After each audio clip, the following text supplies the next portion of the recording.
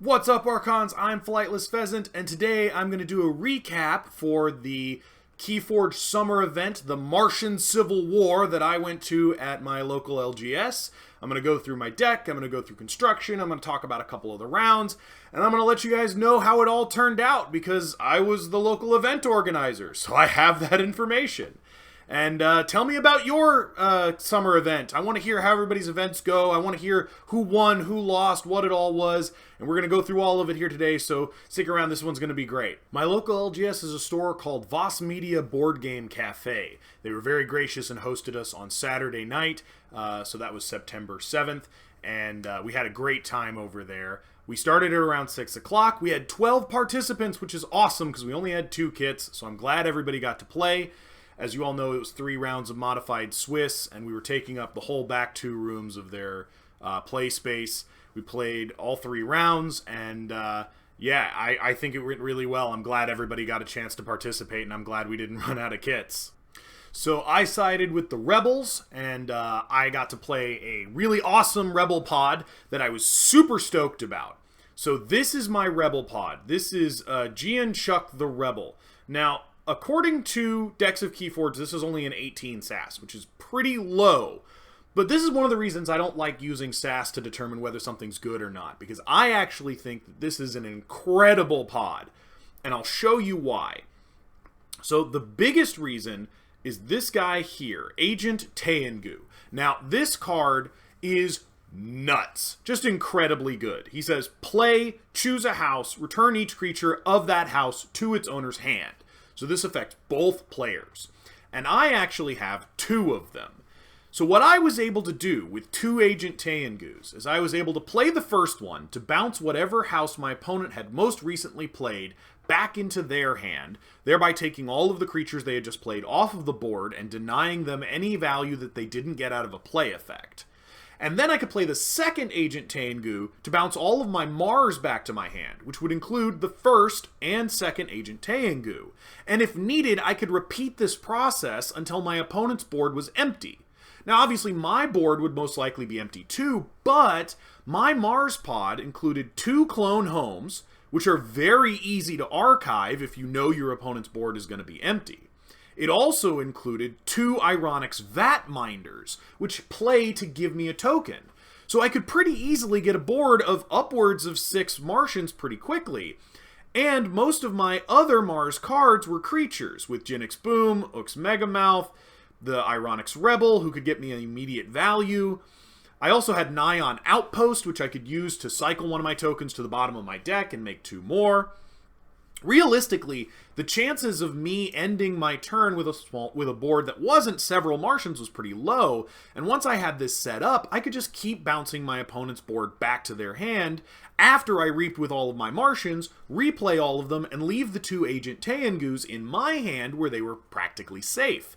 And because I'm creating a lot of tokens during this process, I'm also putting all of those tokens back into my hand and building up a big hand of my other 2 houses. Once this got going, it was pretty oppressive, but as you might imagine, it's a little slow because without an Agent Taengu, it doesn't do everything I want it to do. But since my token was the Rebel, and I have a really good token generation along with an Ironics banner, I was able to still get quite a lot of value a lot of the time. So because I knew that I was definitely going to have to play that Mars pod, I chose my other 2 pods to complement. So the other 2 pods I chose were both from a deck called the Caring Partisan of Mushvilla. Oh, sidebar, the way we did our Martian Civil War event, you got 2 Grim Reminder decks that you could use to build your deck along with your Mars pod. So I took both of mine from the Caring Partisan of Mushvilla.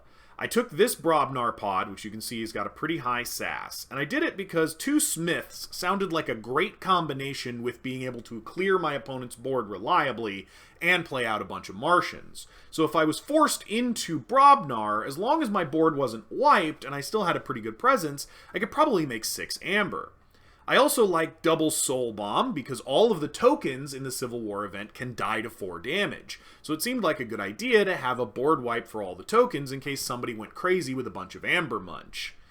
Additionally, barehanded didn't seem like a bad idea, as some amount of artifact control is always a good idea. This isn't great artifact control, but I like that it'll put my soul bombs back on top so that I can get their amber pip again. Plus, this Brobnar pod just has tons of amber pips. Like, you can see, there's just amber all over this Brobnar pod. The creatures are a little unimpressive, but yeah, with a grand total of 9 amber pips, I didn't feel bad taking it.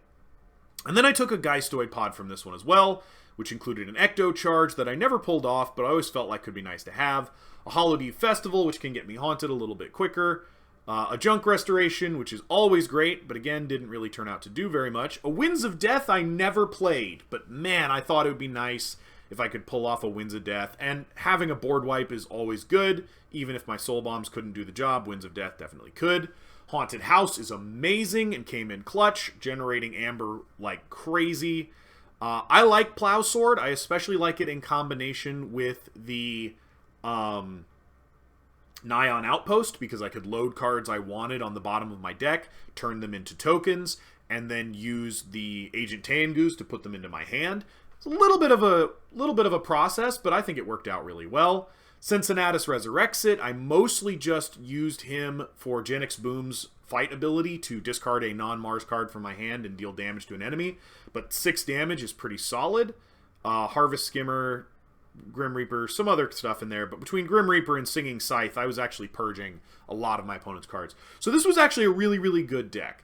I skipped on the Star Alliance, and I just didn't think it was doing enough good things to be worth it.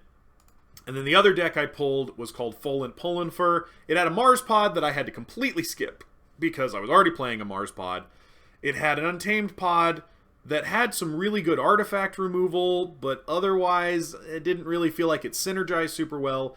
And this Brobnar pod is excellent at getting me haunted. And so if I wanted to get haunted, I was like, man, 2 Sound the Horns was going to really get me there pretty fast. 2 Berserker Slams as opposed to the other one's 1. I went back and forth for a little while, but ultimately what clinched it for me was Double Smith with the strong amount of Mars tokens I had. And yeah, I ended up going 3-0 and winning 3 rounds of for the Rebels. For the Rebels! Which was excellent, and it won me a Menagerie deck, because that was the prize for going 3-0. My Menagerie deck was Aosh, Analyst of the Calm Asteroid. For some reason, it says that this deck has It's Coming in it. It doesn't. It has Valen Analyst. I don't know why it thinks it has It's Coming. But the Logos is not bad.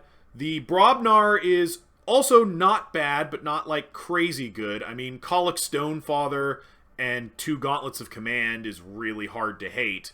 But the Geistoid is what drew my attention. Now, this may not be a good Geistoid pod, but it does have 6 out of 7 of the curses. It has Curse of Cowardice, Curse of Disappearances, Curse of Fertility, Curse of Forgetfulness, Curse of Obstinacy, and Curse of Spontaneity, which is so good. I loved that when I pulled this. I haven't played it yet, but I really want to. And technically it's got the Treachery pod, so it also has the Infiltrator in it. But yeah, that's going to be just brutal to play against. Just the meanest thing I can think of.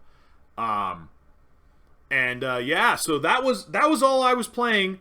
But in spite of my 3-0 for the Rebels, the Elders ended up winning, as they had 2 players who went 3-0. And they had a grand total of 10 wins to the Rebels 8. So for our event, at least, it had to go to the Elders. In spite of my team ultimately losing the event, it was still a ton of fun. I really, really like this summer event idea. I hope that they do something like this again next year, or maybe a year out. I don't know. It just feels like it takes a lot of planning, but man, I had a blast. This is the kind of thing I live for, right? Is these very lore-rich story events that get us deep in the world and give us a sense of what's happening in the world of Keyforge. Take me down to the surface of the Crucible. I'm so excited. And I really want to know how this turns out. I'm sure that we'll probably get to know by KFC. So I'm hopeful that they'll tell us at KFC who won, and we can get a glimpse of what that's going to look like going forward. But as far as our event went, The rebels were just not quite tall enough to see defeat coming over the horizon, and the elders managed to drive away the rebellion back into the shadows. Tell me how your event went down in the comments, and yeah, I'm really excited. But until next time, later, Archons.